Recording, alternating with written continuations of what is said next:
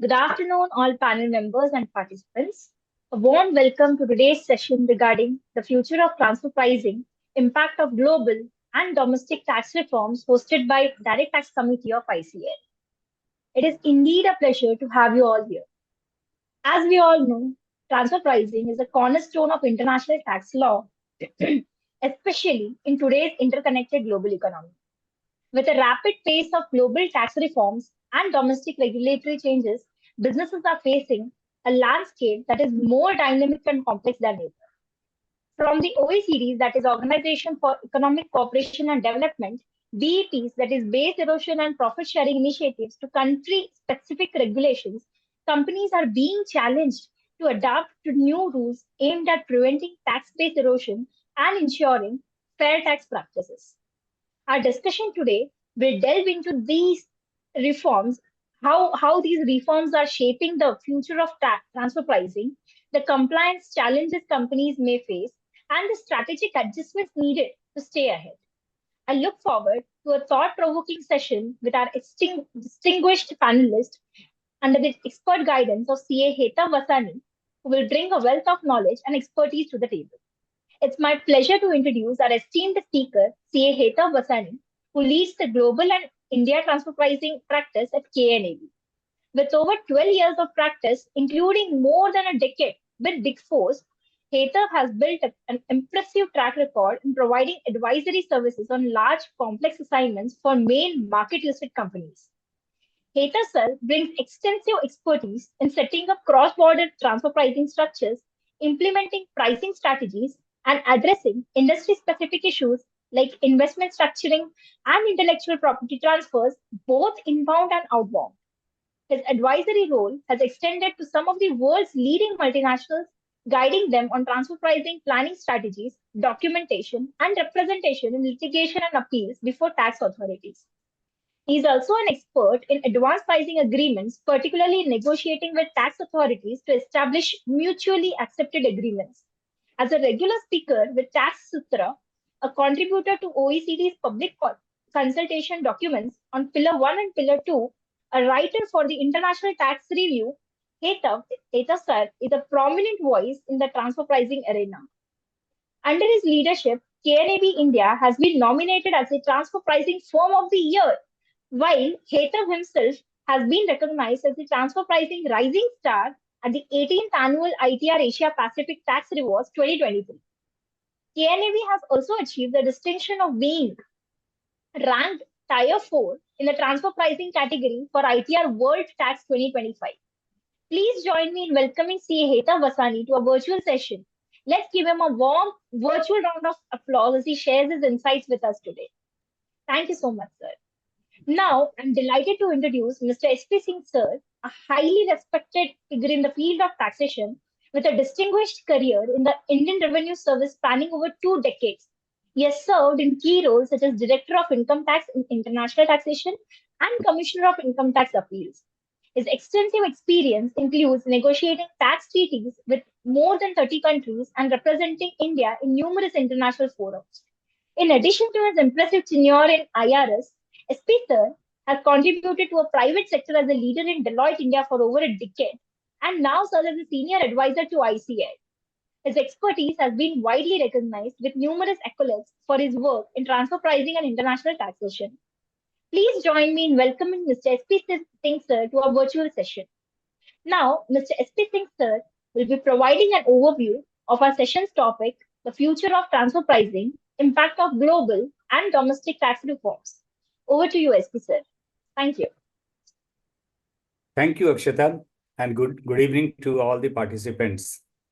I'm sure you will like the presentation by Heta. He is a known expert in the area of transfer pricing and international taxation. And the subject which he has picked up is very relevant for all of us. That is the future of transfer pricing, impact of global and the domestic tax reforms. All these terms have their own meaning. Jointly, they have much more impactful meaning. And friends, when we talk about future, and you want to understand the future of anybody, any person, any organization, any event, the first thing we should know is what the past of that person, that event, in anything as such. So when we go into the past, we find that the multinational enterprises who are at the forefront, or you can say, the main focus of attention, have developed over, last, you can say, 100 years or so. And that has been helped by uh, two events, which come to my mind. One, industrial revolution, which increased production. And the second, and equally important, was the development of financial institutions with activities across the globe. Because until unless the transactions are supported by financial backbone, no transaction will fructify. Now, when these multinational enterprises started producing more and more quantities, rather the quantities more than enough to satisfy their domestic markets, they had to look for the global market and go to the foreign countries. When they started going to the foreign countries, the challenge which they faced was to have assured supply of raw material and committed buyers across the globe. Now, how to get that? How would a company get assured supplier and a committed buyer? There cannot be a better one than the company of the same group. So they started opening up branches, subsidiaries, and other forms of legal and semi-legal, you can say, entities across the globe, and started transacting among themselves just to grow and just to have the market across the globe. That was the genesis of transfer pricing. Because once an entity within a group transact with one another, a price has to be fixed. And this process of fixing the price is known as transfer pricing. It's plain and simple like that. So till it is plain and simple, everybody is happy. But once the transaction happens across border with different tax regimes, whether it is direct taxes, indirect taxes, and different tax policy regimes, equally important. Whether repatriation is easily available or not, and we can put these regions in two baskets: fiscal regions and non-fiscal regions. Based upon the fiscal and the non-fiscal regions, prices started differing from the prices which were available in the market. So that was the thing which attracted the attention of the tax authorities across the globe. And lo and behold, Second World War happened.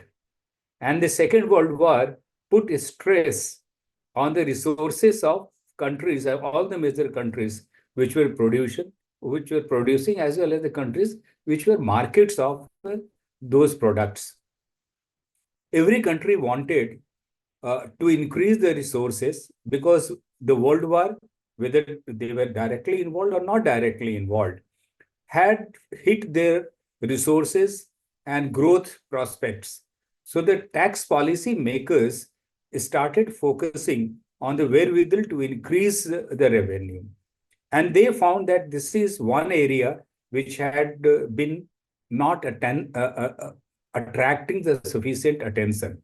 And then the regulations started building up. Initially, there were very few countries. The USA, South Africa, couple of countries for a long time had transfer pricing regime. But gradually, once some countries have the transfer pricing regime and their tax authorities become very aggressive, it pushes or pulls other locations to develop the transfer pricing regulation, if not as stringent as the other one, but sufficient to stop flight of the capital from their country, to ensure that they get the fair share of the revenue. And this is how all these things happened. This went on increasing.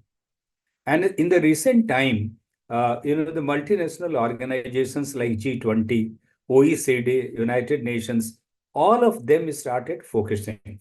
The OECD estimated that something like $100 billion of tax is being lost, or 4% of the global tax is being lost by manipulation of the prices. And that was the genesis of BEPS, that is base erosion profit shifting. And with the passage of time, and to have internationally accepted regulations to achieve certain objectives, which I will talk in a minute, they started developing and the taxation regime for digital economy. The digital economy is one where it is very difficult to identify the place of the origin of the product or the services, and the place of consumption is at least better known. So the focus is started shifting towards, the market where the products are being sold, are being consumed. So this gave rise to BEPS 2 and Pillar 1 and Pillar 2. Now, Pillar 1 is a tax regime which focuses on allocation of the taxable income to various countries, depending upon the activities which are carried on those locations. And there, the role of transfer pricing becomes very, very important. How to allocate? And earlier, you must have read permanent establishment and allocation of profit to the permanent establishment, where the accepted OECD approach was to consider the different entities as separate entities and independent. So all those things gradually merged into the development of Pillar 1. The Pillar 2 was, the backbone of the whole approach. And this is known as the GloBE, or Global Entity-Based Erosion Rule, and where it forces the companies to pay a minimum amount so that all the countries which are involved in a series of transactions at least get some fair share. And there, the role of transfer pricing becomes equally important as it was for the allocation. So how to determine, and how to ensure that the right profit goes to the right country. So all these things are the global development which are happening. And in order to ensure that all these things do not result in undesired, litigation, advanced pricing agreement started getting developed in many countries. And just to share with you, when we were drafting or the transfer pricing regulations, this question had come, that why are we not including the APA right from the beginning? You must have seen that when the law came in 2001, there was no APA. And the thought of the government was that let people get accustomed to what is transfer pricing and how is to be done. Initially, when I used to go and talk about the transfer pricing regulation, people used to say that, "Chhodiye na, it is gross profit addition." So the first block of mindset was to take the people away from the profit-based to the actual economic analysis or the actual analysis of the transaction. That was the initial challenge, which now, is still there, but gradually, it's being removed. Now, what is happening in the domestic arena? The domestic law is also trying to keep pace with all these developments. And how are they trying to do it? There are certain changes in the law. The more important changes which are happening are in the arena of documentation or compliance, because the entire concept of global, approach to the taxation is transparency. Everything has to be upfront, to be stated by the companies. In fact, I heard from somebody that there is a move going on in the OECD and UN that the country by country report, that is, the CBCR, should be put in the some place where anybody can see that. I don't think that this is something which the companies will like. Nobody will like their financial to be put on, the public domain. But yes, the transparency is going in that direction, and the transparency is forcing to the countries to come up with new legislation on the documentation and making it more and more robust. Now, the question is for you and for the companies for which you are advisor, what to do? What should be the way forward for you? What step you need to do? The first thing which you must do and you must advise your clients is to have a proactive transfer pricing regulations. Do not take transfer pricing as a simple compliance one. Gone are the days when transfer pricing consultant was not able to meet the CFO. I mean, the maximum he could meet was the tax head in a company. Now, I mean, even the board are talking about the transfer pricing. So you must have a proactive approach towards the transfer pricing planning.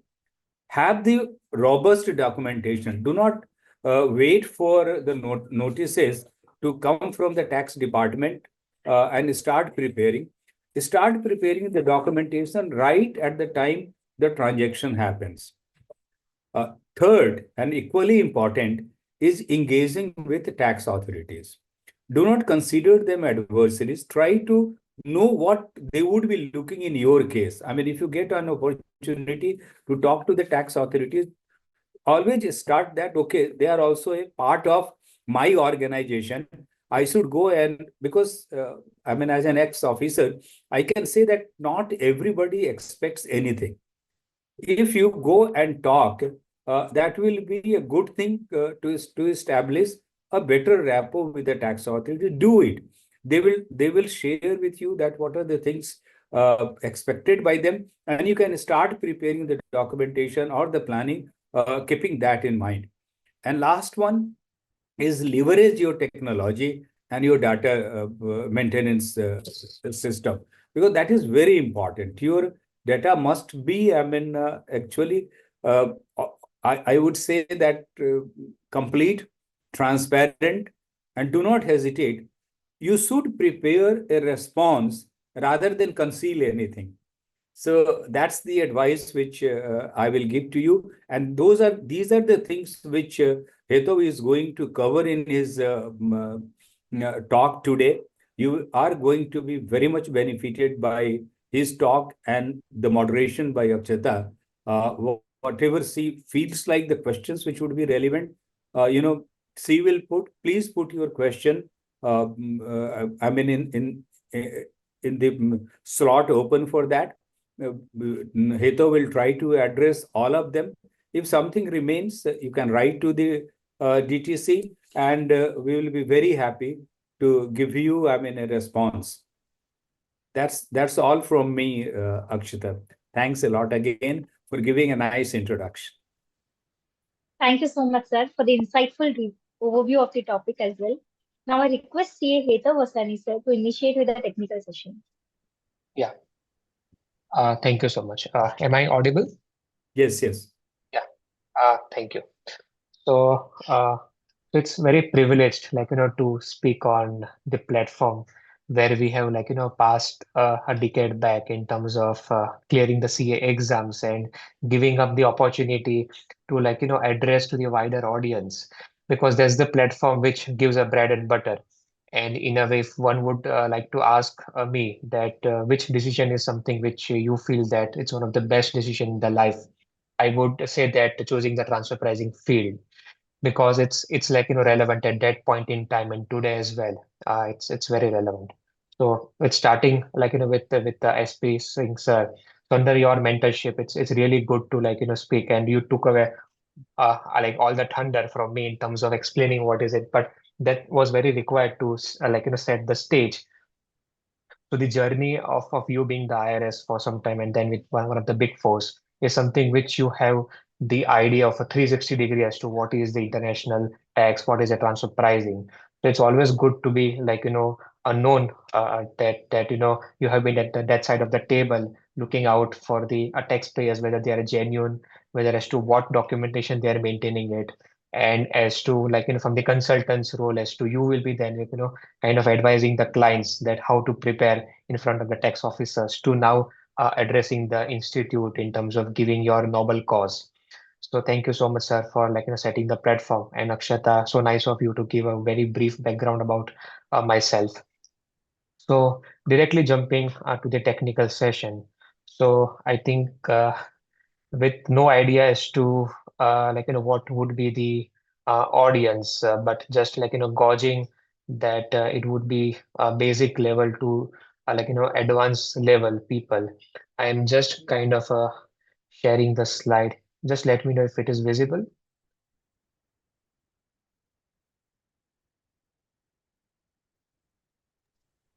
Yeah, Hetu, Yes, yes, you sir. have It to is put, visible. it's visible. Yeah. Perfect. Perfect.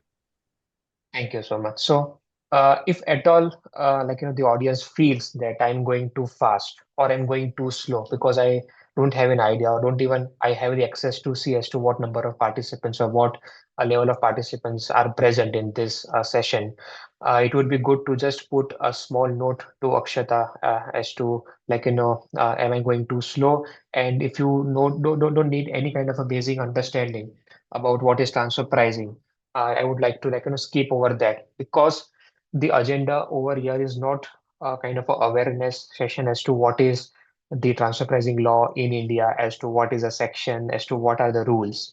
Of course, I'll be touch basing all those aspects, but the theme of today will remain about the future of transfer pricing and what is the impact to us as a professional, to our client group, in a way that the laws of the other countries are changing and how are we dynamic in terms of adhering to our local laws and mixing and matching our laws in a way that we are able to do a business in a more efficient way, and at the same time not evading or not kind of a paying taxes which the exchequer feels that it is unfair.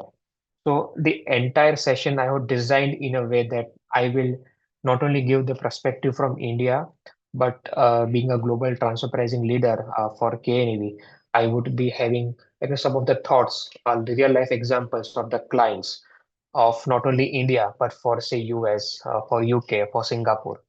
So these three jurisdictions are the major in terms of the transactions with the India, multinational, because they are very kind of friendly in terms of the IP regime, in terms of the labor, in terms of the overall atmosphere of doing the business, because of which India does the frequent transaction, and they have some of the holding company or subsidiary which is set up maximum in these three jurisdiction, which is UK, US, and Singapore. So I would be focusing my discussion towards the global transfer pricing laws prevailing. What is OECD? So SP Singh sir spoke really well as to what is Pillar 1, Pillar 2.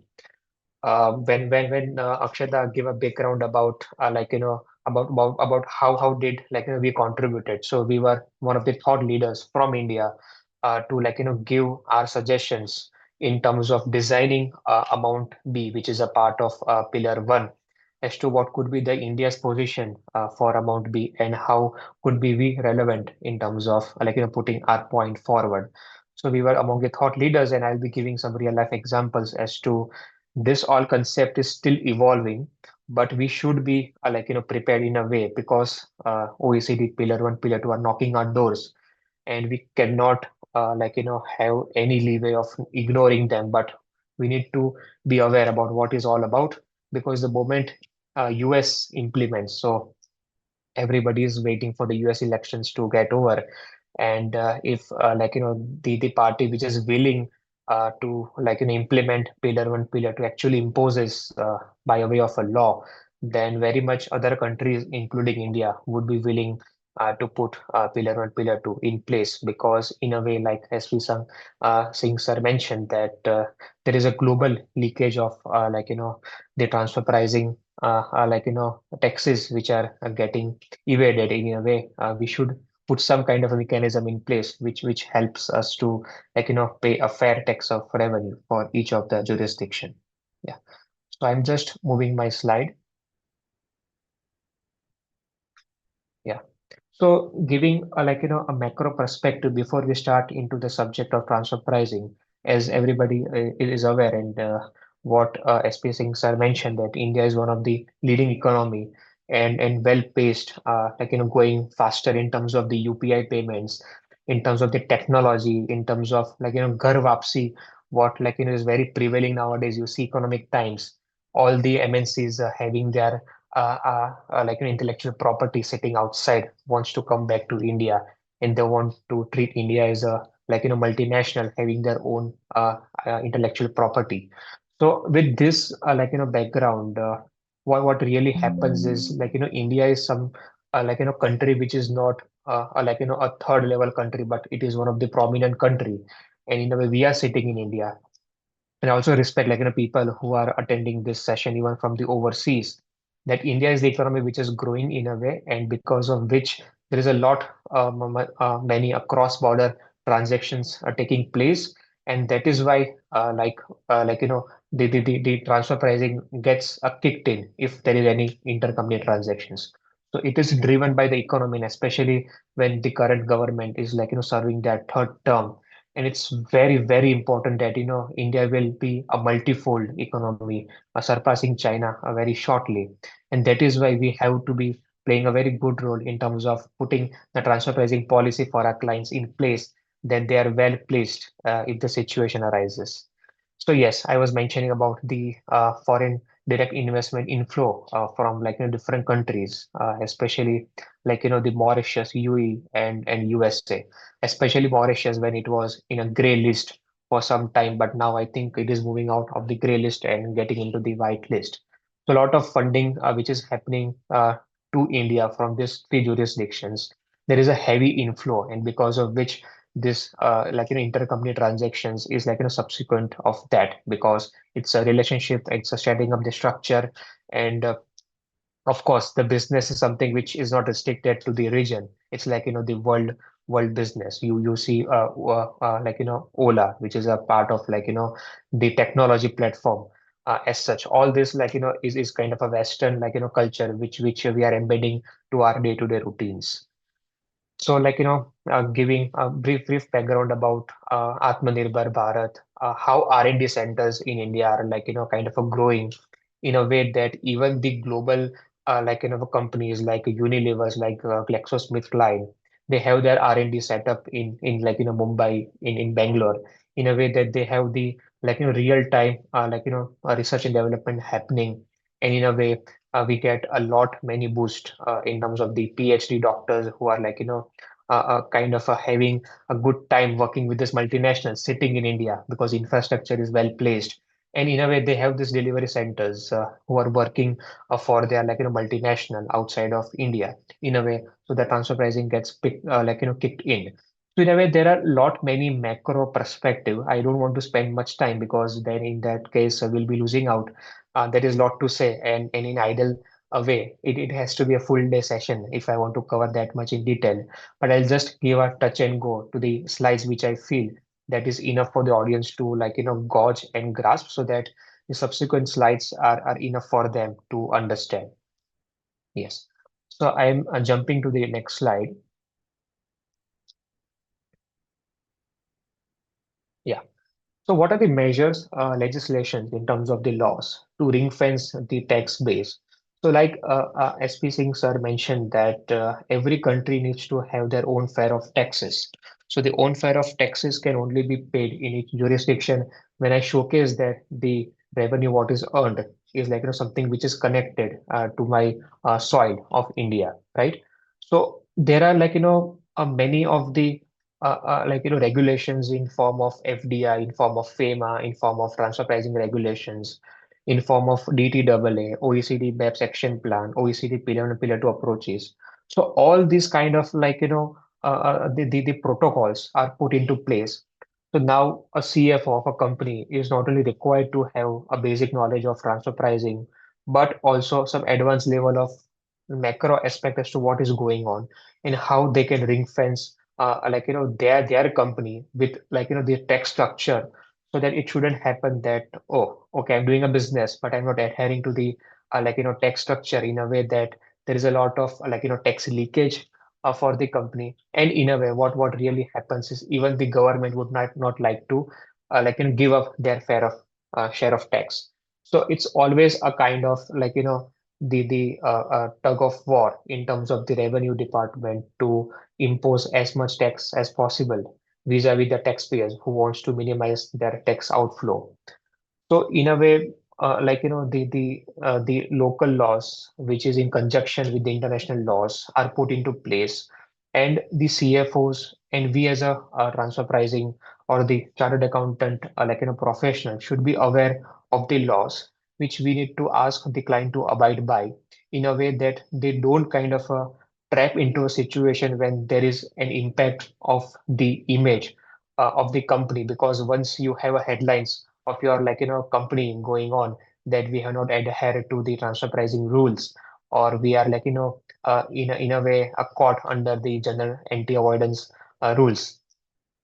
So what really is important to us is in terms of ring fencing the tax base of the country like India, and we are a part of that in a way, because everybody is aware that Mr. Modi in one of the speech mentioned that we are equivalent to God in terms of protecting the credibility of our profession by showing a very good governance and signing off in a true and a fair view of the audited financials and whatever certificates we issue.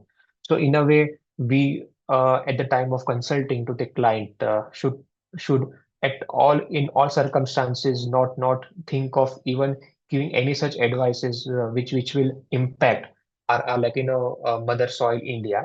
And in a way, there are good provisions in place which will help us to read in a detailed way, which can help us to accelerate our advancement to the knowledge. So this is a very basic slide, and the reason for giving you all the background is the transfer pricing subject as such is a part of the protection of tax-based intention of the government, which it got initiated. So in a way, going to the next slide, origin of transfer pricing in India. So 1991 was the year wherein the Manmohan Singh government started the liberalization, and SP Singh sir was in a way part of the agenda wherein the foreign trade and a foreign exchange policy was just initiated, and it opened the doors for the India corporates to do a business outside of India. Earlier there were few of the companies but they were only the big top-notch companies which used to do business outside of India. But this was a year of transformation wherein the companies open their doors to business to the customers outside of India. So in a way, this all theoretical, talk is what I want everybody to just have a quick look in 10 seconds, because it shouldn't happen that people are reading this and I'm just talking to the screen. So if I can allow 10 seconds, everyone to just read the bullet points, and I'll just take you through the broader agenda as to what now the crux is, focusing on section 92, which is a domestic law, and then I'll be taking in the next slide. So just giving 10 seconds to everybody, because that's not something which a law in itself. Section 92 CBDT, what is CBDT, Standing Committee 1991. So all these aspects is all the subject in itself, but just have a quick look in 10 seconds.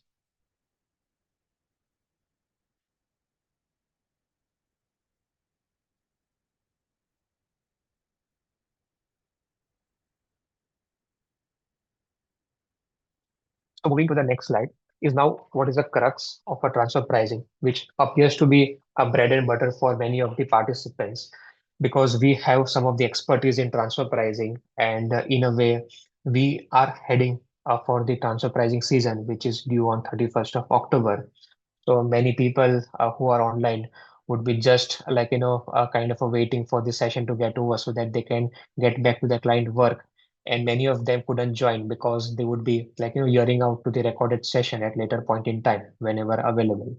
So the objective of the transfer pricing law in India, and let me say that the TP law in India is a similar to what is OECD. The reason being that if there is a uniformity, there is a less confusion to the taxpayer, because this multinational group having a presence in all those countries need to be uniform in terms of the transfer pricing law. So I can say it is a similar but not same. And to what extent it is different is also something which is very important for us to understand, because we as a chartered accountant are not only focusing on the India part, because TP is all about cross-border transactions. It's good to have a basic knowledge about the other countries' TP laws as well.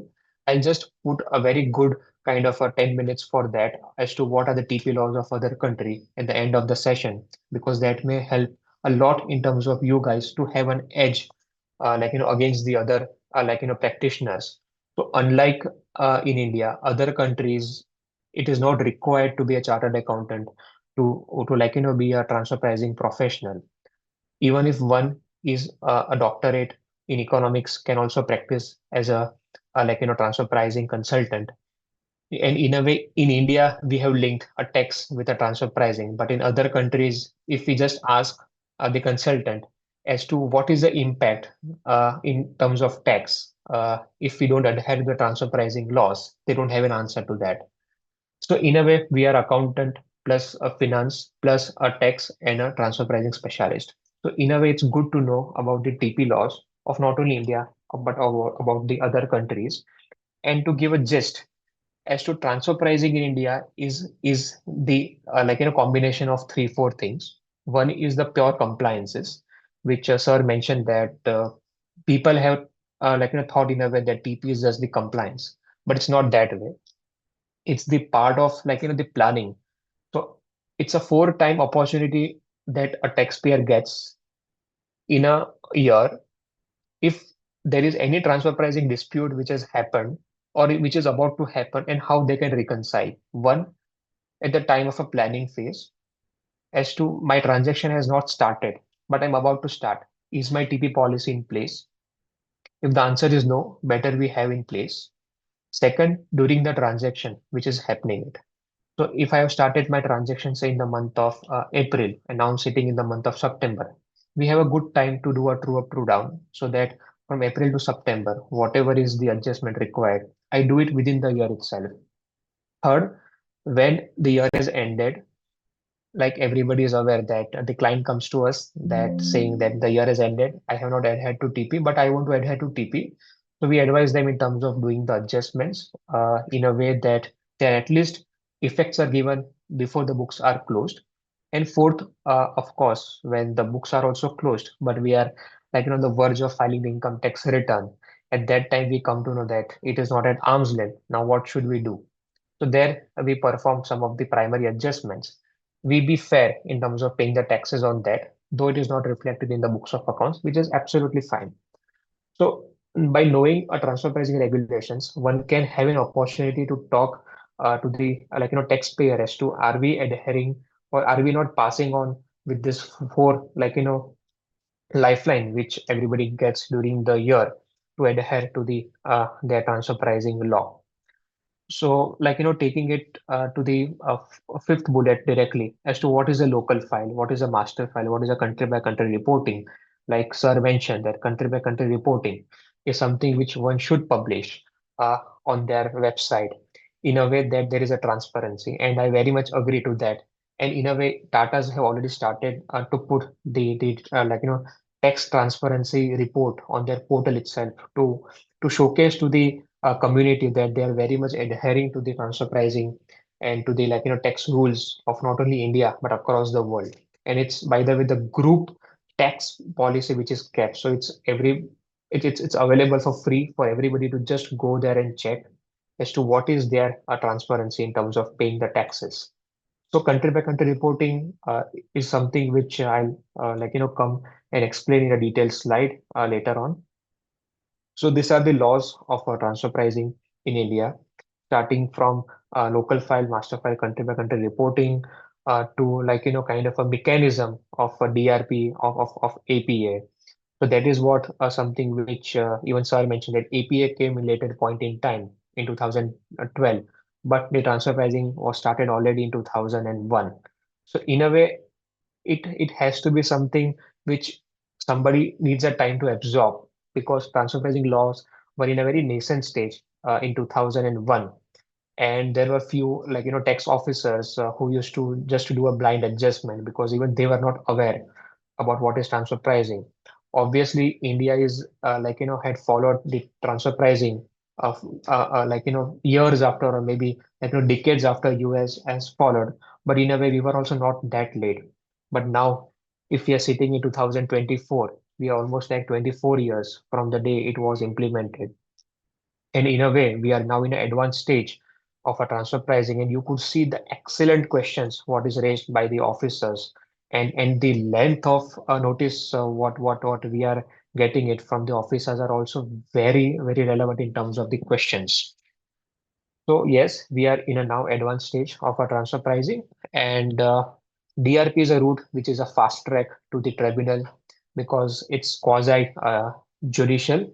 The reason being, within 9 months they have to clear up the case because many of the appeals get stuck at a CIT level. So only when you have a transfer pricing case, only and only then we can refer it to the dispute resolution mechanism. So APA Safe Harbor, again, it's a part of our transfer pricing, and I'll deal it in a later point in time.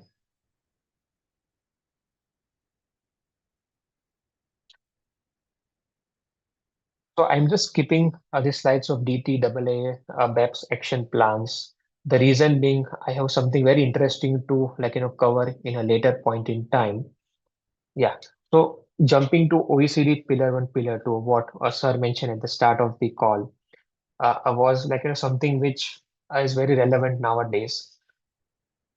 So I'll be dealing into the local transfer pricing laws later point in time. But since the theme of this presentation is how India tax laws are impacted by the global tax initiatives, and OECD Pillar 1, Pillar 2, G20 proposal is one of the initiative what OECD committee took it in the year 2015, and now we are sitting in 2024 as to lot many discussions, deliberations has happened. And a couple of months back, when I was in London in UK, the entire theme of discussion for a 3-day workshop was only discussing on Pillar 1 and Pillar 2, because this is a future of transfer pricing. So when you say you have adhered to the arm's length regulations, and if you're not adhered to Pillar 1 and Pillar 2, surely we are in a trouble. So are we well equipped in terms of the tools what we have are and will they be kind of relevant when OECD Pillar 1, Pillar 2 puts something into our radar. So now we have the Income Tax Act books which is kept on the table. But after a couple of years, we will be having OECD Pillar 1 and Pillar 2 table full of the papers, right? So what is Pillar 1 and Pillar 2 all about? And again, this is hyper technical and full theoretical.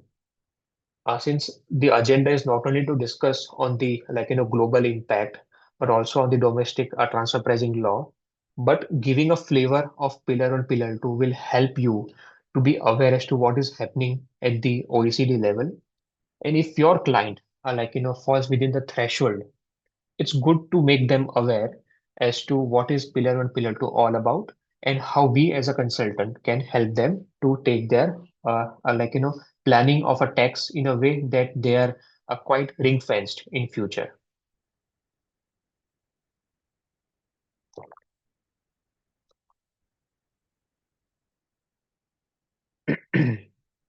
So Pillar 1 amount A, Pillar 1 amount B. So it is split between amount A and amount B. Amount A, it is quite clear that only when you have certain threshold of the global revenue, only then the amount B is applicable. The global threshold of the turnover is 750 million USD. So only if your company or the group turnover exceeds that, then the amount A is applicable. So essentially, it is only applicable to the profitable companies whose profits are above 10%. So, but naturally, the companies which have their profitability at a lower level, their amount A would not be applicable. In a way, amount A still is applicable, but they won't be required to distribute their profits to the market jurisdiction. So in a way, it's very important for everyone to know. Everybody knows about transfer pricing. Everybody knows about what are the methods. But if my company has already adhered to transfer pricing, and if arm's length price is already adhered to in India, then by the virtue of Pillar 1 Amount A, there is still allocation of revenue to India. And in a way, this is very important. This is something which is over and above the transfer pricing, because it really so happens that many of the corporates in the world which are surpassing the threshold, they have to abide by these rules as to if the profitably exceeds 10%, then 25% of that has to be allocated to the market jurisdiction. And when we say market, is the customer jurisdiction. So when you don't have anything but just customer base is India, yes, the entire revenue will flow to India in a way that which is linked to the market of India, and that to 25%. So it is in a way, it is under discussion. It is at an advanced level of the discussion, but once it is implemented, it will form a part of a local law, and the companies falling out of the gamut have to adhere to that. So question to all of us is, how do we kind of prepare ourselves? There are many companies who has approached us asking us to how do we try to put it ourselves in a way that if at all it is put into place after 2 years, are we ready or not? So we do a lot of health check for the companies to just make them aware as to we are running it a dry run for you. So you can just test as to if some ratios are not fitting, or if you feel that yes, there is some market in India and we need to allocate future profits in India. How do we kind of structure our tax positions in a way that we adhere to amount if at all it is applied? So in a nutshell, it is something which is taxing a jurisdiction or taxing a company in a jurisdiction where there is a market, which is a customer. Going to amount B, it has no threshold. So if your company is into the distribution, in a way, it is into the baseline marketing and a distribution company. And if there is any kind of a transactions which fall within the gamut of whatever is the threshold in terms of the scoping criteria for amount B, this amount B will override the benchmarking. So in a way, you would appreciate that almost 50 to 60% of the litigation worldwide are happening only to the distribution companies. You name any company, they would have a distribution channel, and in a way, they would have some of the distribution activity, because of which there are transfer pricing issues over there.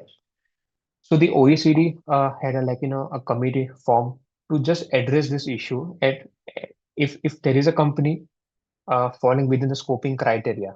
So what is the scoping criteria? They have to do a pure distribution activity, and there is a chart or a matrix which is given in a consultation paper, and we were a part of the consulting group to just give a as a high level overview from the India standpoint of view to OECD as to what could be the ideal structure and what could be the ideal transfer pricing policies. So in a way, depending upon the industry, is it the seafood industry, which is a perishable? Is it a steel manufacturing company, which is a manufacturing company? How do my transfer pricing distribution margin differ from industry to industry? And once I fall within the gamut of amount B, I need to charge as per the rate mentioned in amount B. So in a way, if your company is into the distribution and they have some of the transfer pricing documentation maintained, and if they have some margin which is maintained, but once amount B is in place, we need to just see as to which industry and which level of activity we fall into. And basis that this amount B will override the transfer pricing benchmarking. Uh, Everybody would have heard, more or most of you would have heard our respected finance minister, Nirmala Sitharaman, in the budget, document, she mentioned about safe harbor rules getting refreshed. So in a way, are we looking into amount B in a way, or have she hinted in a way that India would have a safe harbor, putting the distribution industry in that? So if we fall within the gamut of safe harbor, I don't have to do a transfer pricing formally in place. So every company has their own, or every country, rather I should say, have their own kind of a laws to put in. So if they do not want to put amount B formally, but they can very much put amount B as a part of a safe harbor. And if my company falls into that, very much I need to adhere and keep only those margin where it is mentioned. The real question will come, and somebody will rightly pose a question that if another jurisdiction has not implemented amount B, but my country has implemented amount B, how do I put my transfer pricing in place? So there they have come with a clarity as to yes, in that case, by the way of DTAA, we will agree to the margin what the other country has maintained in a way. So this is a very basic about amount B if you are into marketing and a distribution company. And there is no threshold to that, which is very important. Unlike in amount A, Pillar 1 and Pillar 2, which they have a threshold of 750 million, which only the multinational can be responsible and required to report or probably ring fence their transfer pricing or their tax structure in a way that they adhere to the law. Amount B is even if there is a single penny of transactions, you have to follow the amount B. Going to the next slide, what is Pillar 2, which is a globe rules, like Sir mentioned. It's a 15% minimum tax to be paid in each jurisdiction. The companies who have set up their shops in some of the countries like Ireland, like Dubai, what was really happening was they are taking the benefit of the lower tax rates or nil tax rates of those jurisdictions. And in a way the committee formed had a very good suggestions that because of which there were billions and billions of tax leakages to the exchequers, and that is why the committee had suggested to put a global minimum of 15% tax to be paid by each of the companies having the operations in the country where the tax rate is less than 15%. So say for an example, I have a company which is set up in Ireland and I'm just paying a single percentage of tax, which is 1%. So 14% is something which the company has to pay, or probably if there are no taxing rights of that jurisdiction, that parent company has to pay in the parent jurisdiction. Very fantastically, drafted in a way you cannot form a company just to evade the taxes. This is the entire theme of Pillar 2. Because you do a business, you have to pay a fair share of taxes. So, by the virtue of this law, many of the countries, say Dubai, they have started to put the transfer pricing law very much in place, and they have also put a corporate tax of 7 or of 9% as a basic tax rate, and to the countries to which the globe rules apply, for them the tax rate it is 15%. So in a way, a lot many countries who are giving the incentives to the companies by way of a lower tax rates have been totally vanished. And in a way, once this is put into place, all the countries would be charging the global minimum tax rate of 15%. Uh, and one would also like to know that many of the countries have already put this into place by way of local legislations. But yes, some of the countries like giants like China, like US, have not put this into place formally. But once they put into place, I think all the countries will follow. So now coming to a core of transfer pricing, it's a very basic slide in terms of understanding that if I am a resident of an India and I have an associate enterprise. So when I say AE, it's an associate enterprise. To be very basic in terms of understanding, you can understand it as a way of a related party. A concept is something which is associated, means it is associated to my company in India. So it's called associate enterprises. So they are outside of India, of course, and we are talking about the international transactions. Domestic transfer pricing was a part of a law for 4 to 5 years, but it got scrapped because it was unnecessary a burden to the taxpayers as well as to the tax officers. But yes, so it has to be international transaction. And to just put a disclaimer, that domestic transfer pricing is not gone away completely. It is applicable to some of the units, which are especially the manufacturing units following 115 BAB, who is paying taxes at a special rate of 15%. There it is very much applied and applicable, and also to some of the units who take the benefit of ATIA, which is infrastructure companies and set up in some of the northeastern countries. Then the transfer pricing domestic is also applicable. Now we'll be speaking more towards the international transaction transfer pricing. So essentially, I'm a resident of one country, which is India. Have associate enterprise which is related party, say in USA, and I am dealing with them in terms of exchange of goods, services with consideration. So what is the third party scenario had it not be my A, had it not be my related party, and had it be an independent party, right? I would have paid some prices. So transfer pricing is all about what I would have paid to third party, the same rate or the same price I am supposed to pay to my rated party. If I undercharge or if I overcharge, then it's an issue. So if I undercharge, it's an issue to the resident country. If I overcharge, it's not the issue to the resident country because they pay extra taxes on that.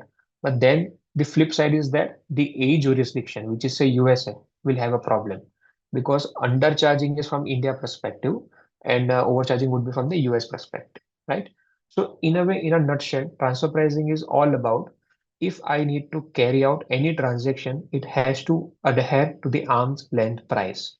So when everybody in the COVID scenario used to maintain a 2 feet distance from the people, in a way, it is also called you need to maintain some of the distance in terms of dealing with your rated party. You may have a common holding, you may have a subsidiary holding relationship, but that doesn't mean that you pay the prices which you feel so. It has to be industry prices, right? So this is a basic concept about transfer pricing, a very basic slide. Going next. First, in order to initiate the transaction, I need to have a party, right? So which is the party which falls under the gamut of the associate enterprise? It has to be the related party. So when somebody talks about if it has to be related party, how it has to be related? It has to be by way of a management, capital, or control. They may have total control or they may have a partial control, but in a nutshell, it has to be 26% or more control.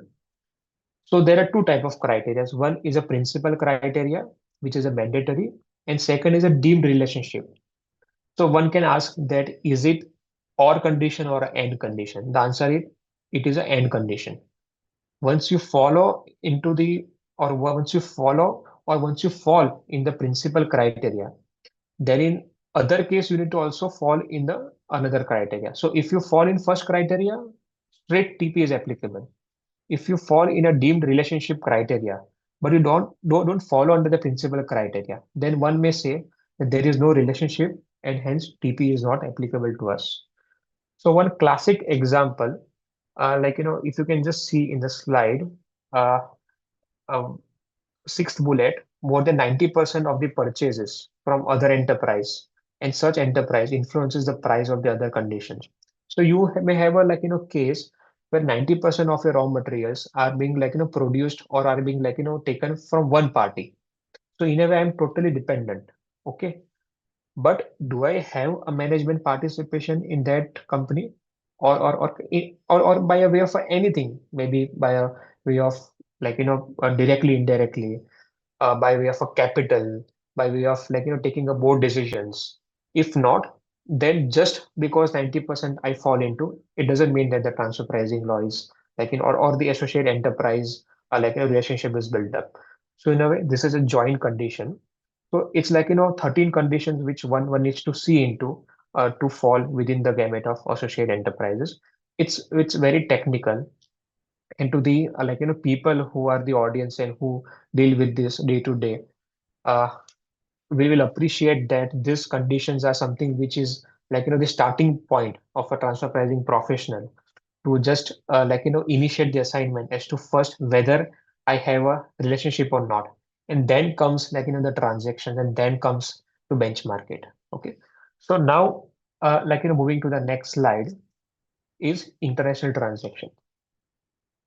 So once we have ruled out that yes, it is a related party, then what next? Do I have a transaction? And if yes, what type of transactions are we having it? Am I a tangible company who produces goods or who distributes the goods to the other party, or I'm a service company wherein I just avail or render the services? So many a times it so happens that there are plain vanilla transactions wherein purchase, sale, availing, provision of services are covered. But many a times it so happens that the transfer pricing consultant will just ignore some of the key facts and some of the key section which has also the concept of a deep international transaction, which is on the right hand side. So assuming that the audience are well read and they are aware about the basic transaction, because that is something which we can see as an auditor, I'm able to see there is a ledger of transactions, and hence we are very much fine to report it and hence benchmark it. But what if something is deemed, which is not seen, which only comes by way of a conduct? There is a concept of deemed international transaction. So many a times it so happens that you have two independent companies in India transacting with each other. But if I am influenced by my parent to have a transaction at the prices what they decide, then it is understood that I am transacting with my parent and with not my and not with my independent party in India.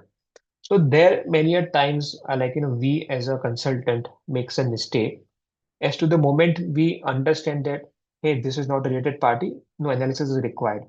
But that's not the case. We need to ask that is the arrangement with the independent party in India outcome of your parent instructions, or any kind of a terms or conditions or pricing is decided by them, because your parent company would have got some of the compensation by the parent company of your Indian entity in a way, in some other way. So this concept came after the TP was put into place, but in a way it is a very important concept. For example, even the laptop from where we are having the session, if the prices of those laptops are negotiated by your parent with Dell Corporation, maybe if you're using a Dell laptop or HP outside of India, then in a way you are bound to pay your India HP company or a Dell HP company the prices what they have agreed. So it falls within the gamut of deemed international transaction. Very important. So I'm just touching the concept, and in a way, if you have any queries, happy to address it at a later point in time. Very important, business restructuring. So many a times it so happens that there is an employee transfer, which is very common nowadays. You get to know some of the companies. So if the transaction is happening between say US to US, and the virtue of that, there is a transfer of the employees in a way. So it is even captured within the domestic deemed international transaction. Very important, contracts transfer. So contracts are a type of intangibles. Everybody would agree. So if there are contracts which your US parent is entering into, and suddenly it so happens that India is having the contracts. So that contract cannot just move from one country to another. It has to have an exit charge implication. So exit charge you will never see anywhere terminology either in the rules, either in the act, but that's the concept of a business restructuring.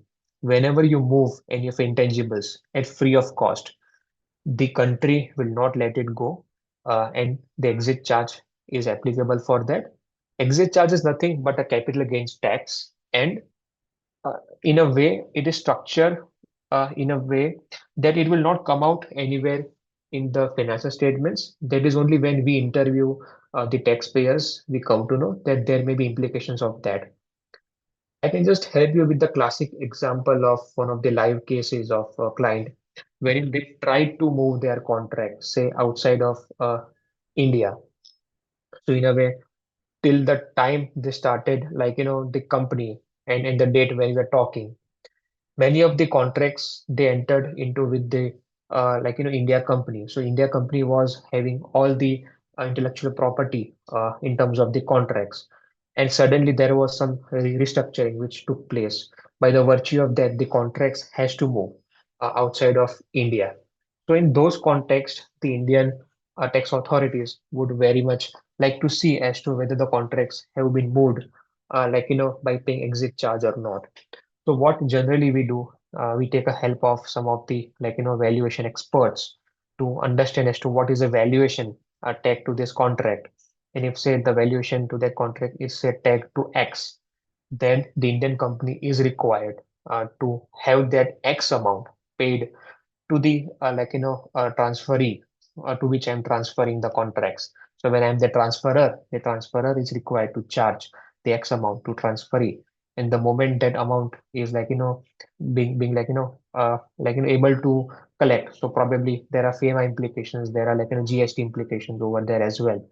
And once we receive that amount, we need to discharge the duty taxes on that. So all these concepts probably we will not have heard in the past, because transfer pricing somebody can easily kind of read and understand in a way, and to some extent we can just hear to some of the sessions. But here the only game changer to me today would be more focusing on the international concepts, because this exit charge is something which because it first was applicable there outside of India. And in a way, even we felt that contracts not only moves out of US, but even from India. So why don't we also apply, make application to this? I'm going to the next slide. Now, what is the approach of a transfer pricing? So once you have identified the transaction, once you have identified as to who is a related party, now comes the role of the economist. Now comes the role of you and me as to how do we do it? How do we interview? Whom do we interview? Are we just interviewing the tax or a finance guy, or are we also interviewing the business guys? So all these approaches are required to be followed as a way of steps, right? So the very first step, what we have already discussed, is identification and understanding of the transactions. I'll also take you through the next slides as to what is the manufacturing, what is a distribution transaction, what is a service transaction, how are they different, even they have the sub variants. Okay, so first we will understand as to what are the transactions in detail in the next slides. I'm just having a 35,000 feet bird's eye view for now. Then once we identify, we have a FAR analysis. FAR is function, assets, and risk analysis. As to if one entity in India is functioning on the behest of US entity, or it's functioning on its own. So here it is very important, characterization wherein if I perform a basic level of function, assets, and risk analysis, I could be considered as a tested party. So when I say a tested party, it is something which is a next process. Is something once you understand the transaction, once from the FAR analysis, you come to know that you are a basic entity performing the routine functions. Because supply chain analysis is something nothing but the goods getting manufactured, goods kind of moving out of my factory, input, process, output. It's all about the supply chain, right? Once I am having the basic understanding as to which entity is doing what level of analysis, the entity which is least complex. So there is a complexity, right? So distribution function is a least complex, for example, but the manufacturing function is a hyper complexity involved, because you have some of the factory overheads, you have some of the IPs, you have some of the know-hows to how to process. So comparing manufacturing with distribution, one can say distribution is a least complex. So once we decide as to what entity is into, then we choose a tested party. Once we have a tested party in place, we try to justify whether the transactions what they have carried on is arm's length or not. And we cannot randomly pick and choose the methods. There is a prescribed 6 methods which is given in the India tax law, which is the outcome of OECD as well. And we need to follow these methods to understand, to benchmark, and to comment upon the arm's length price, because you and me have to certify in Form 3CEB, which is a annual exercise, a compliance exercise. And that is something which, if we go wrong, then there are penal consequences over there as well. You cannot have a different method at the time of filing your 3CB, and you cannot have a different method when you appear before the tax officer. So you have to be very consistent, and the analysis has to be really robust in today's date only. And you have to do this entire analysis from left to right as a today's date on a contemporaneous basis. You cannot go to the back date, because once you receive the notice, the officer will give you just 10 days time. Earlier it was 30 days. So within 10 days time, you need to produce with them the transfer pricing study report. So this is something which we need to do it on a real-time basis, and which we need the client to adhere to this law, and to prepare by way of a detailed documentation on an annual basis. So going forward in terms of identification of the comparables, benchmarking analysis is something which is a very mechanical database run exercise. In India, Proves and Capitaline are one of the well recognized databases, and one would like to go through in detail and follow all the criterias. And if I talk about the criterias, there are quantitative and qualitative criterias to perform the benchmarking analysis. So one needs to have a very good knowledge about the database to perform the benchmarking analysis. And then coming to a three-tier TP documentation, which I mentioned at the start of the call. Three-tier is the local file, master file, and the CBC reporting. So this is the overall approach of starting from transaction identification to how the documentation is maintained. Yeah. Function, assets, and risk analysis. So like I mentioned in the previous slide, that what function do I carry? What assets do I own? And what risk do I assume? It's something which you will only and only come to know after you have an interview. So say for an example, your client is in Mumbai, and you are also very much in Mumbai. Just make it a point to have a in-person visit to your client, just to know about the environment they are working, and have a site visit, physical site visit, rather than just having a Zoom call with them to understand about the functions. And also it is very good to be outside the a cabin of a finance head and a tax head all the time, and also enter into the cabins of the business people, because I don't want to understand the function of a tax. I want to understand the function of the business as to what activity the client is carrying on, or what transaction the client is carrying on with the related party. So essentially, one would like to have a site visit, one would like to interview, one would like to really interview the relevant person. And when I say a relevant person, it's for both the sides. So when you do a FAR analysis, you do a FAR analysis for your client as well as with the related party. Sometimes it so happens that the related party doesn't know as to what is happening. So in a way, if I mention the X function of a related party in the India TP study report, they are not even aware of. So is that the case? So it's good to have an interview set up with even the functions of the related party, right?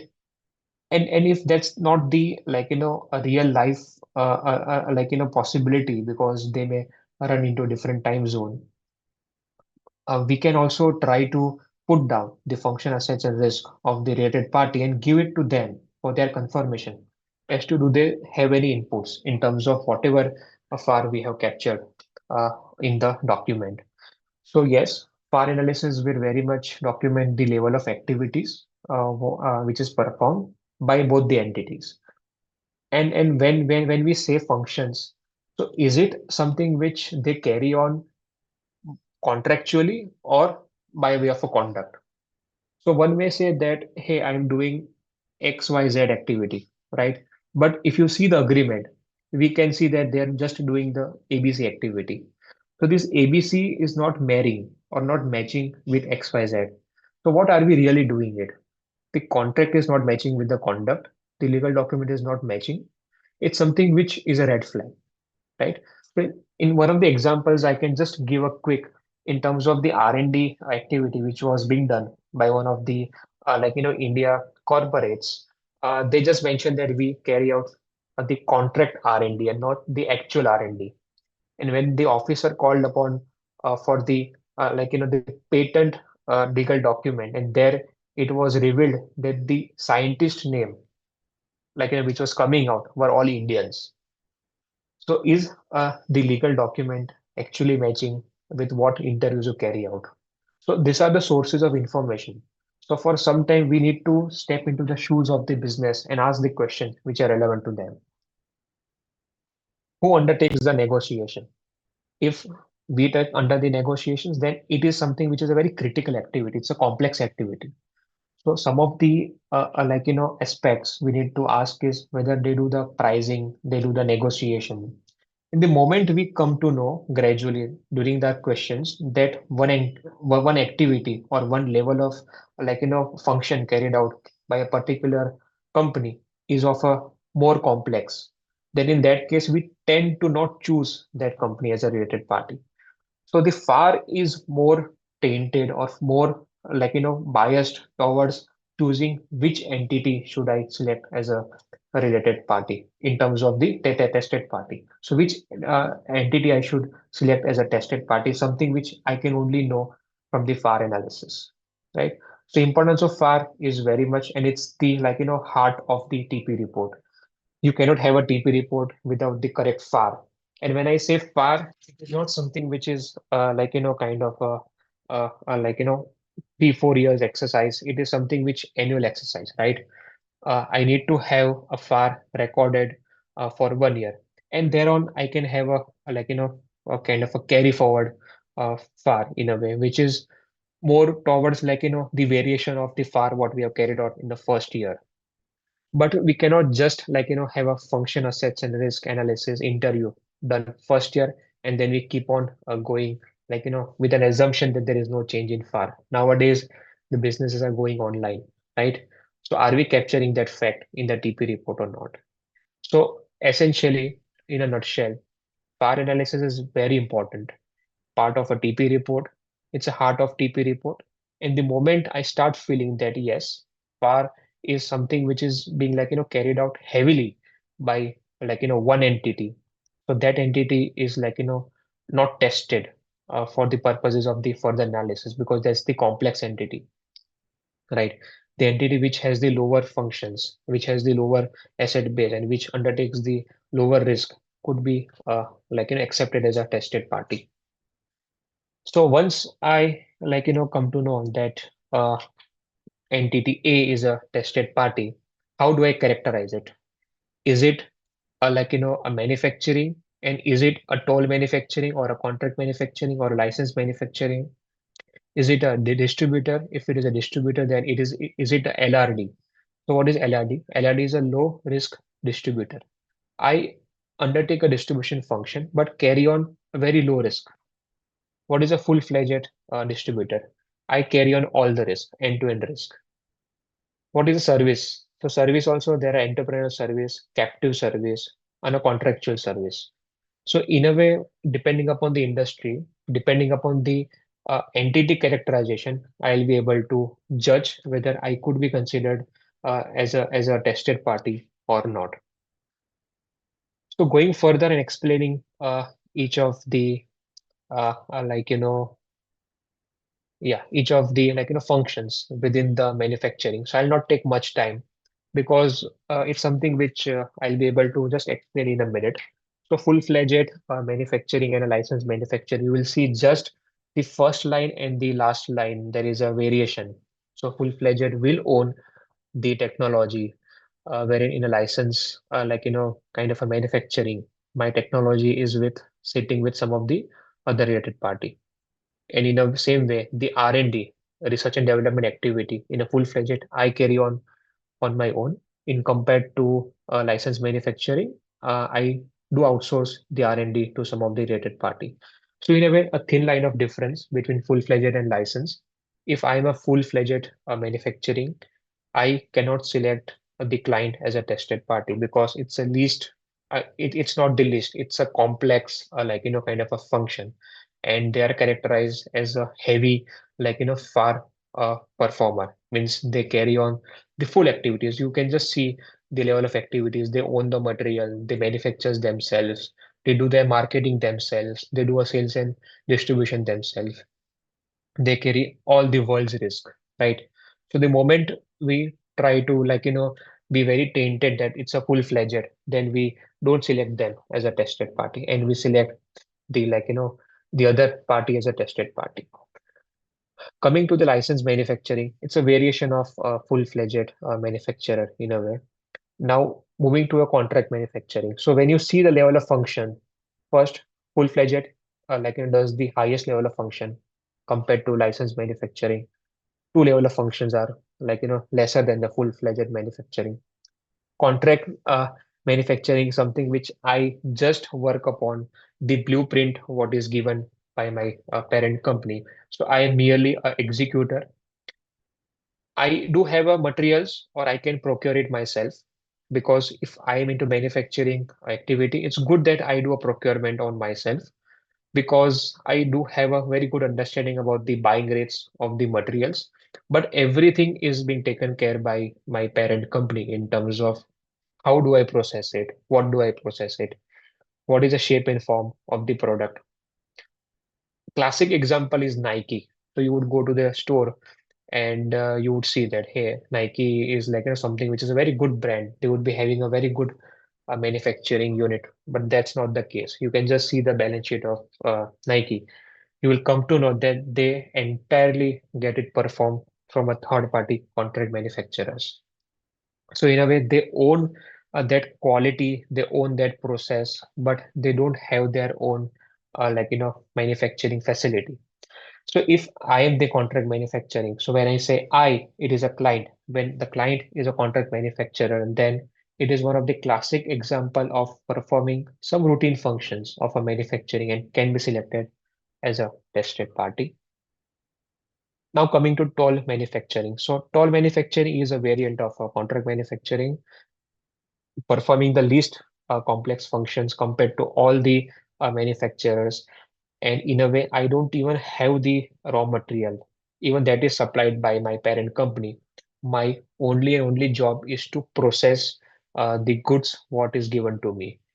So in a way, you can see the variation of the manufacturing. Now going to the distribution, like a market distributor, full-fledged distributor, and the limited distributor. So over here, market and full-fledged distributors are the distributors wherein they have a full control over the market, they have full control over the pricing, they have full control over everything, anything. So as such, they don't get selected by way of a tested party, and their function, assets, and risk are more heavy compared to the limited risk distributor. And what I was talking about, amount B, is all about the LRD, which is a limited risk distributor. The only and only expectation by a distributor in case of a limited risk distributor is to perform some of the routine marketing function, to do some kind of a stocking if required, some of the warehousing activities, and just earn the distribution margin. So say if I'm into the distribution of a pharma product, then my only intention would be to do a business, to find as many customers as I can and get paid as a commission, or get paid a margin on the sales price what I'm charging. Rest everything will flow back to the principal manufacturer, or the full-fledged manufacturer. So in a way, if your client is falling into the market or into the full-fledged distributor, then we cannot select them as a tested party. But if we are performing some kind of a distribution function with the instruction in terms of even the pricing to some extent is being described by my parent company as to I can only play around within this margin range. And in a way, I carry a less risk because if tomorrow the customers start coming running in terms of the product default, then I can easily pass it on to the parent company because as such, I don't even own the product liability risk because I'm merely a distributor. I can know some of the product specifications, but if there is any fault in the product, I won't be in a position to take the product liability risk because my only a share of pie in the entire revenue is just the distribution margin, which is 2 to 3% in normal scenario. Coming to a service industry, which is quite normal nowadays. So many of the service industries, software development, marketing support, business support, they purely run on a plain vanilla cost plus model. So when I talk about the captive service providers, so many of the GCC units, global captive units, are based in Pune, are based in Hyderabad, in Bangalore, and they are more focused towards like you know people function as to they have a lot many talent over there. They kind of just get the work done as per the quality what is required by the end customer of my parent company. I don't have my any customer. For me, the customer is just the parent company, but I do in a way all the work for my parent company at a cost plus uh, markup model. So over here, it can be considered as a the least complex function, and I could compare my margin with the comparable companies, right? Compared to the entrepreneurial, where many of the decisions in terms of what to do, how to do, some of the management decisions are also taken by the entrepreneurial company. So in a way, that cannot be selected as a tested party. So you would see the market risk, the credit risk. So all those which are very important risks are being performed by the entrepreneur compared to captive. To that extent, you can also see the capacity utilization risk. So if, say, for example, I have some of the people who are idle. So as an entrepreneur, I need to absorb their cost. But if I'm a captive service provider and if we have people who are sitting idle, even the salary cost of them plus a markup is what I'm going to bill to my parent company. So in a way, it is a very good concept to know about what is the difference between entrepreneurial, low risk, and a captive. And once we are able to decide as to which entity performs the least complex activity, we can select that entity as a tested party. Methods, these methods very important. So it's more of the mechanical analysis, transactional net margin method, which is very much common, which falls in the gamut of transactional profit methods. So starting with that method, which is very important because 90% of the cases you will see that the client follow the TNMM. It's widely known as TNMM method. So essentially, whatever margin this tested party is earning is tested with the margin of the comparable companies. As compared to that, when you see the traditional transaction method, which is cup, a resale price method, and a cost plus method. So cup is something which I'm matching the price. So if say if I'm selling the pen to the third party in USA, and if I'm selling the pen to my related party in USA. So essentially, I am matching the prices. Matching the prices will not only be just matching the prices, but also I need to even check the environment. I also need to check the region. I also need to check the volume, right, of the transaction. It's not like that when I sell just one a pen to my third party in the same price, I'm selling say 1,000 pens to my related parties.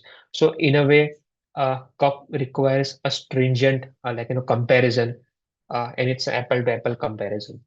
So maybe if there is a slight variation of uh, like you know uh, uh, so if there is a slight variation in terms of the comparison, that can be very well adjusted by way of performing some of the adjustment called volume adjustments, regional adjustments to that extent. But if something which I cannot carry the adjustments, I think the cup fails. So in a nutshell, I can compare a red apple to a green apple, but I cannot compare the apple with the orange, right? So cup is a very classic method. It is only applicable to the few of the cases, like in the commodity industry of rice, of say some of the staples when I'm exporting, importing. The rates are available in the global markets. In a way, I can compare them with the global rates because they fluctuate quite frequently. And in a way, I need to test them as and when the transaction takes place. Resale price method is only applicable for the industry which does some kind of the wholesaling activities with gross margin matching it, because they have a lot many kind of line items which are below the line items in terms of the overheads which we don't kind of match. So RPM is matching the gross margin compared to TNMM when we match the net margins. So in a way, it's more kind of applicable to some of the say companies which doesn't do any kind of a value addition, but just selling it as and when we receive it from the related party. So as such, I buy from a related party and sell it to the local customers without any value addition. So there we can apply the RPM, and also we can apply and we can also compare the gross margin for that. Okay. Uh, Cost plus method is something which is very prevalent for the manufacturing, and when I do some of the value additions over there.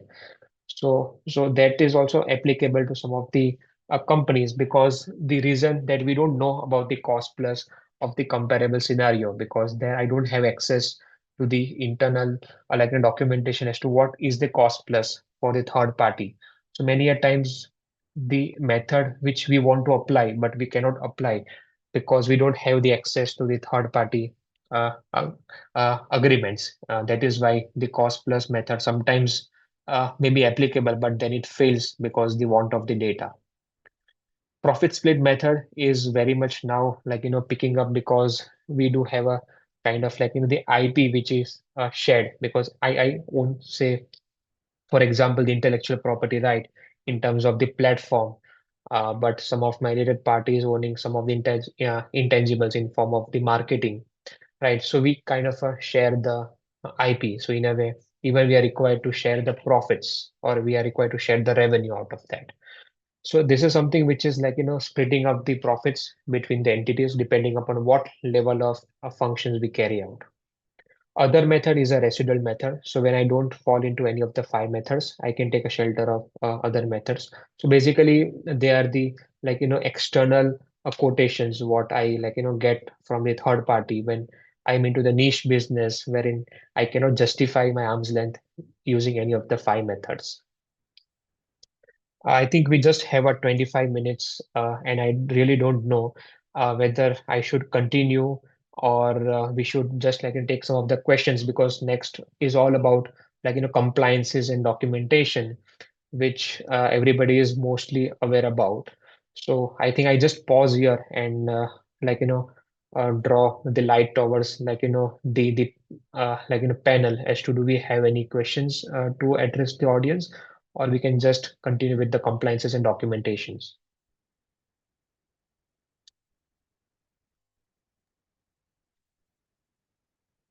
So you can continue for more 5 to 7 minutes.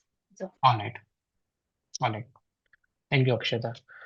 So compliance is something which is a bread and butter for every one of us, and it's good that we at least know as to what are the nuances of these forms, and are we adhering to the requirements or not.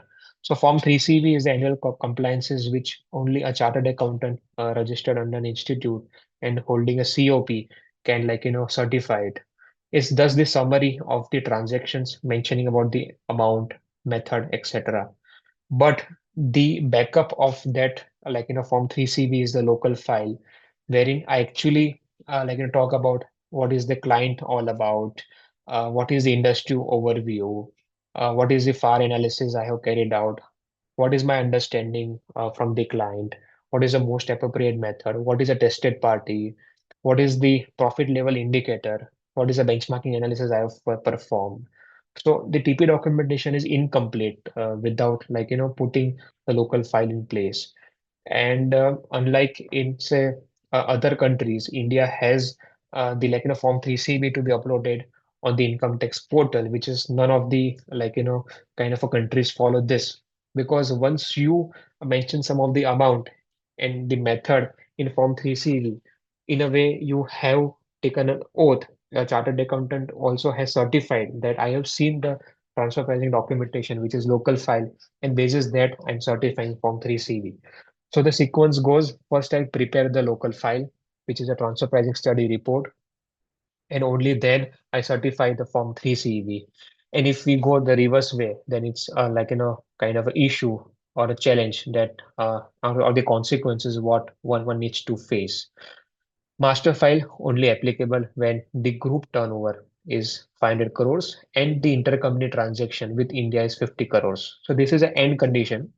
You have to follow this board condition, and only then you need to prepare the master file. And master file, the name itself suggests it is the group level file which one requires to maintain at a group level. And by way of sharing mechanism, one company or one country can share the master file with the other country. And in a way, this file will showcase as to what the company is all about, how the global business operations are carried, what are the related party transactions, without going anything into the benchmarking or without going anything onto the amount or a quantum of transaction. So essentially, it will talk about the entire value chain analysis. What are the intangibles? Who is owning the intangibles? What are the intergroup transactions? Are we have a bank loan and all those things? So master file is a picture like what we mentioned at the start of the call, that it's more of explaining about the group and not about the entity itself. CBCR is something which it's a group kind of a report. It's a country by country report. In a way, it will showcase as to which company or which country, what level of taxes are paid, what is the revenue of each country. In fact, what employees are working for. So it's all about the quantitative information compared to master file, wherein it's all about the qualitative information. And it's very important for somebody to be very cognizant of the fact that if say you have just two employees sitting out of Dubai and earning say a revenue of 10 millions, compared to say 100 people sitting in India earning a revenue of 1 million. So CBC report will have this all picture and the ratios computed at the back end, so that this if the ratios are not something which is commensurating with the fact, then the cases would be picked up for the scrutiny. And by way of a sharing of information, even the CBC report of one country gets kind of be applicable or be kind of available to other country by way of exchange of information protocols. So it's good to have this dynamics and the ratios to be prepared, and put it in a place, because the threshold of CBC is equivalent to the amount A pillar 1 and pillar 2 of 750 million euros. In a way, what really one could even imagine the quantum of the transactions get reported. And if you have a presence say in 80 countries, you as a tax consultant needs to fill all the data, and you need to liaise with the tax heads or maybe the finance people of those 80 countries and prepare at the global level. One good thing is that if you file a country by country reporting in one country, and if that country have an exchange of information with other country, then the other country company don't need to file the CBC report again, and they can just file a notification saying that, hey, I have the other company which is existence in other jurisdiction, and in a way you can just get the information from them. So it avoids the duplication, and also it would unnecessarily not be burden to the taxpayers in terms of doing the documentation country wise, but it can be maintained at the global level. So, Form 3CB, local file, master file, and CBC is all about documentation compliances.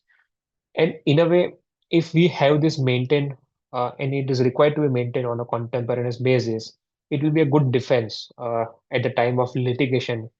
And the master file in CBC is something which is very important at global level.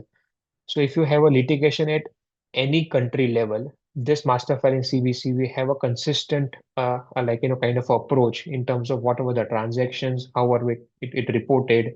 And if written analysis is required by those jurisdictions, then obviously a local file is required to be maintained, because the local file in India will not serve the purpose in US unless US has the only transaction with India.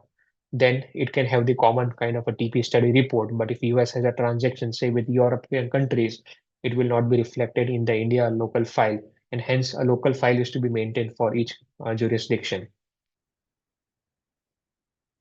So Akshara, you can just pause me at any point in time when you have sufficient number of questions, because the subsequent slides are also equally important in terms of the coverage. Sure, sir. I'll let you know in next 2-3 minutes. We just finish this and then we'll start with the questions. So API is something like at the start, Akshata mentioned that we have done the API for many of the clients, and it's something which is very prominent in the Western countries, and by a way of we following them, we have also implemented in place. And the APIs which are getting signed, you can just see the numbers. It's 641 APIs which are signed until now. In terms of 506 is like a unilateral APIs compared to 135, which is bilateral APIs. So you see the quantum of APIs getting signed. You see many of the client groups approaching revenue authorities upfront and want to have a peace of mind, and very good is certainty. So last year's budget speech, you would have seen that the word certainty was being presented many times. The reason being that in this dynamic world, when there is already a lot of challenges in terms of doing the business, and if I have a complexity in terms of understanding the tax law, it's something which the company would like to avoid. So API is a very good mechanism to have the peace of mind for 9 years, which is five forward looking and five and for the prior years. In a way, if you have this agreement signed with the competent authority, you won't be questioned for 9 years in a way, and you need to negotiate. But in that case, you need to agree all the terms and conditions, and there is some compliance requirement that you are adhering to the APA agreements. It's not a way. It is not something that once you enter into APA, you now not you are out of litigation. You need to abide with the agreement, and if there is even slightest of change of the agreement, what you have carried, you need to approach and check with the authorities as to we are kind of deviating from the AP agreement, and will it still hold good or not. It's a classic mechanism.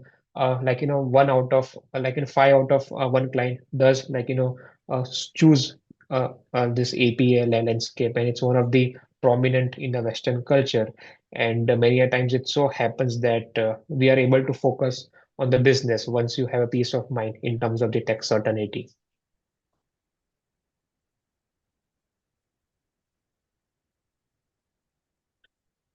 So this is the last slide in a way for the transfer pricing, rules for India, UK, and Singapore. I think there was even the US part of this slide, but it was not fitting in a way. So we have just kept it with India, UK, and Singapore. Uh, if you have any of your clients, which is in this prominent jurisdictions, it is good to know that how their transfer pricing laws are same or different compared to India. Say, for example, Singapore has some of the thresholds to report or to maintain the transfer pricing documentation. So once you prepare some of the documentation from the India perspective, and which is crossing the threshold for even Singapore, are we as a professional even looking at that whether it adheres to the Singapore TP regulations? You never know. Your client gets picked up for Singapore or for India. And it's very good to have the overall approach to the client and not just focusing on the India transfer pricing. So you see, some of the jurisdictions, they don't have at all the requirement to file Form 3CV, but India has, right? UK, for example, just 2 weeks back, they came out with a detailed transfer pricing requirements, because it just mentioned that 750 million euros. If you fall within that, only then the TP is required to be put in place formally. They came out with a clarification saying that, hey, it's not the case. You have the transaction which is surpassing 1 million pound, you need to have a risk assessment done. So it's a good awareness program. So now if you're sitting in front of the system and watching out that, hey, this is like in UK, Singapore, US, we have a client, we have a transaction with those countries. Are we looking? So let's start analyzing, having the global approach rather than just focusing or sticking around to the India compliances. The reason being, now we are moving from local to global. And the entire theme of today was to discuss not only India with the UK, Singapore, and even the global approach. So when we say OECD, so it's the countries, like almost all the countries, like a part of OECD in a way. So it's a good platform to interact. It's a good awareness session what we really had now. And if you have any questions, if you have any follow-on question, even after this session, you can just reach out to the panel, and they would like to kind of take it and address it, and forward it to me, and I'll be happy to address it. Yeah, Akshata, over to you. Thank you, CA. Thank you, CA Heta Vasani sir, for contributing your exceptional knowledge on the topic. However, we have got some queries for you. Do we require a full-blown TP audit to be done even if the company has only domestic related party transactions and no international TP transactions? So domestic transfer pricing, there is a threshold of 20 crores. So only when you fall within the threshold of 20 crores, plus you are availing the benefit of 15 BAB, which is a manufacturing unit having a tax rate of just 15%, or you are one of the units which takes the benefit of 80 IA, then the domestic transfer pricing is required. But if we fall within that threshold, domestic TP is not triggered, not even documentation is required to be maintained. When I talk about the international transaction, if you have a transaction which is surpassing 1 crore Indian rupee, then a transfer pricing study report formally is required to be put in place and maintained. Form 3CB is required to be maintained even when we have a single rupee of transaction. Sir, what is the difference between a tested party and the other party, that is non-tested party, in case of assessing that the transaction is at arm's length and TP compliant? Can you please give it a practical example? Yeah, I think this is a very good question. So I think many a times we just don't understand the terminology tested party. So essentially, when you have a transaction, there are two parties, right? So one party which is availing kind of a services or availing kind of a buying a goods, and the other party is always paying out of it, right? So over here, the difference between the tested party and other party is a very thin line, which is the entity or the company which does the high level of activities. So say for an example, if I'm the manufacturing company, taking an example of a live example, like you mentioned, I am a Hindustan Unilever. I have the a Dove soap factory which is set up at say in Mumbai, for example. So I kind of have the infrastructure in terms of processing. I know how to prepare a soap.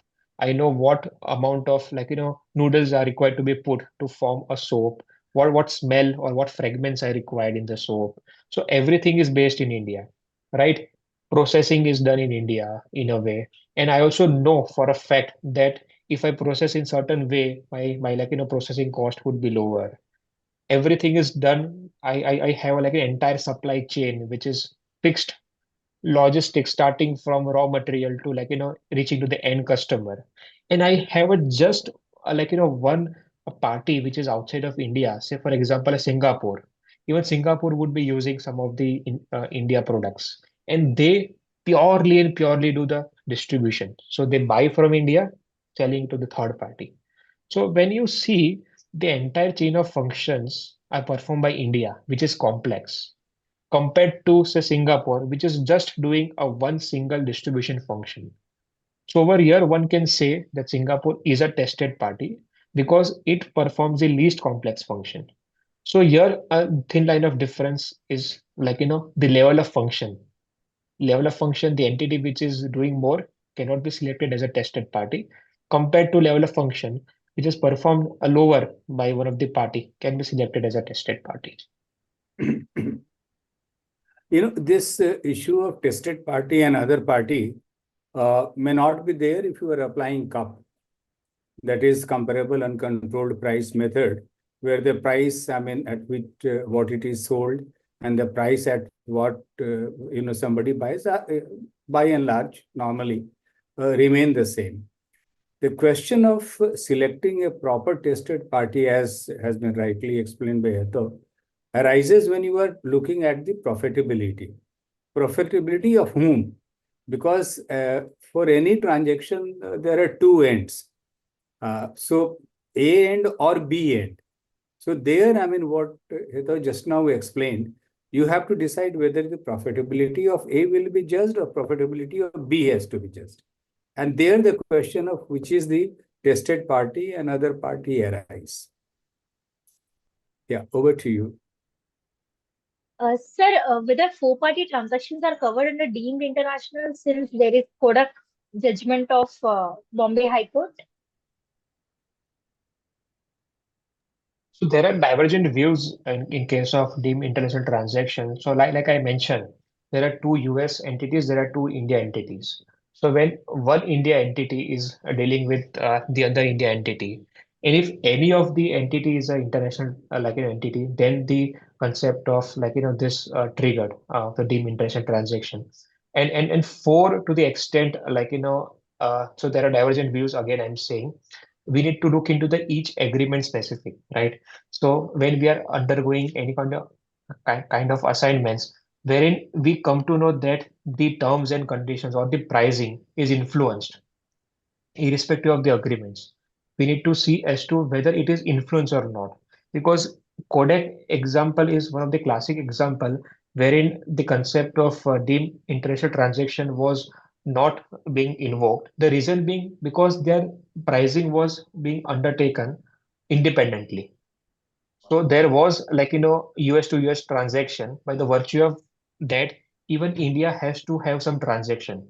But India was very clear that if I have a transaction, I will do it independently. So when I do it independently, there is no question of transfer pricing. It has to be at arm's length by default. But yes, the moment I get influence from a parent company, then the the provision of deemed international transaction kicks in.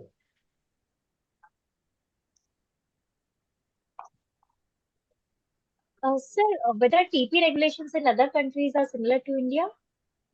Yeah, so like I explained, it 70 to 80% of in India TP regulations are in sync with the OECD. But there are some of jurisdictions coming up, Dubai, some of the jurisdictions like say Netherlands.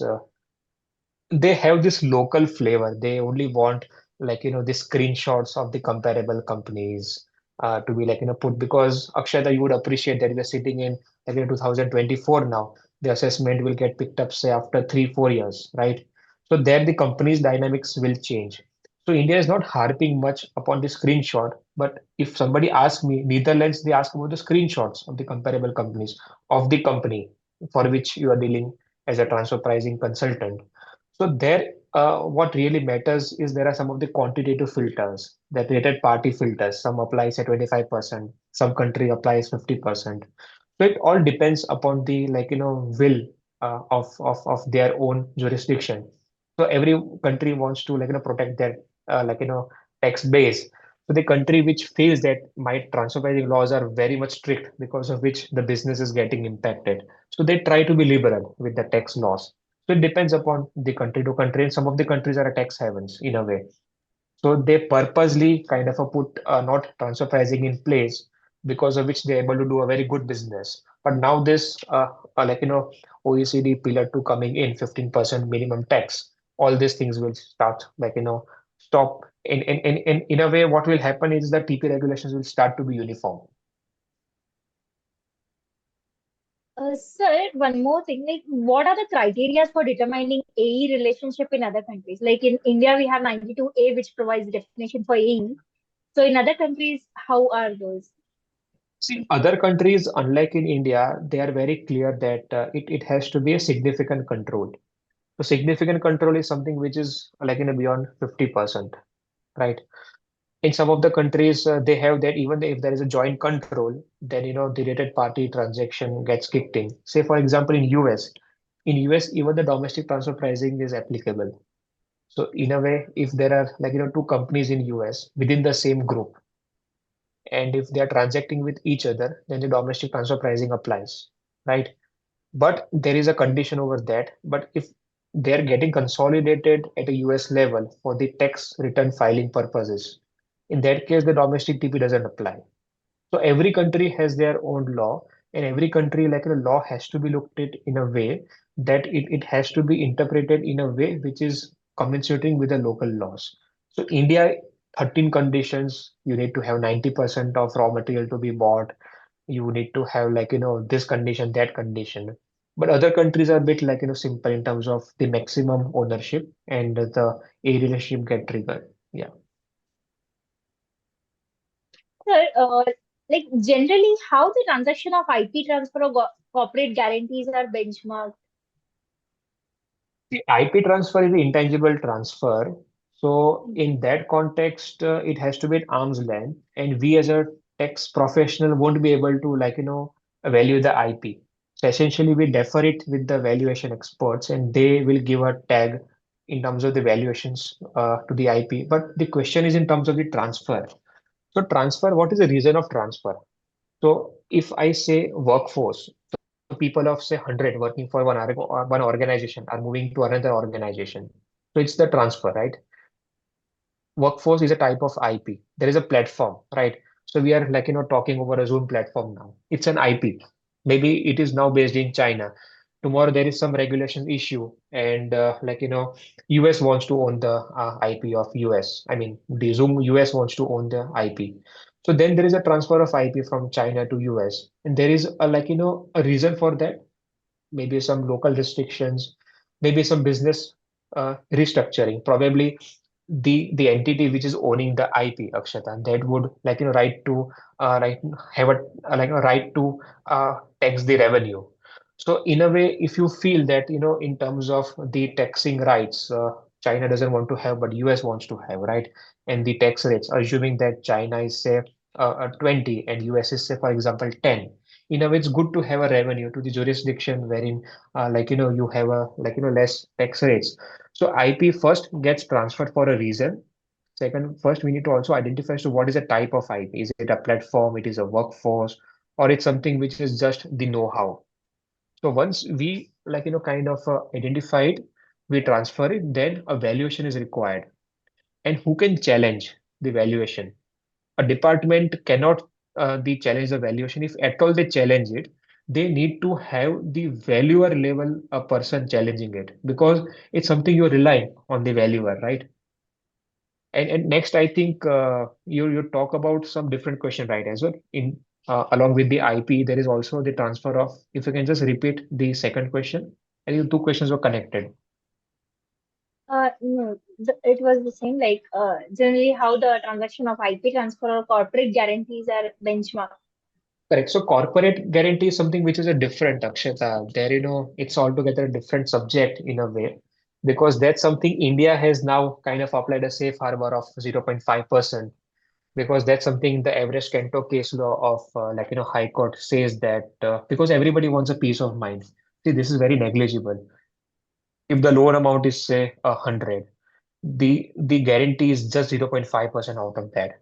So nowadays, everybody has started reporting it. It is a part of the transaction, and benchmarking is something which is also very important. So first, do you have any arrangement with the bank, wherein you also have the arrangement with the rated party? If you have that arrangement, there's a direct cup applicable. Like SP Singh sir mentioned that we match the price. So guarantee fees charged by the bank is matched with the guarantee fee I charge with the rated party. And there is also a detailed mechanical exercise to benchmark the guarantee fee as to what is the benefit I'm getting it when I avail the guarantee.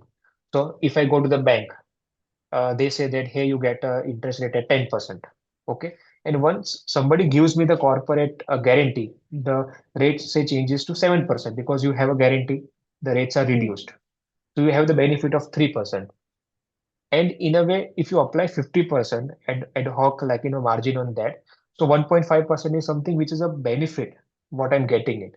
So ideally 1.5% is something a guarantee commission which is required to be charged.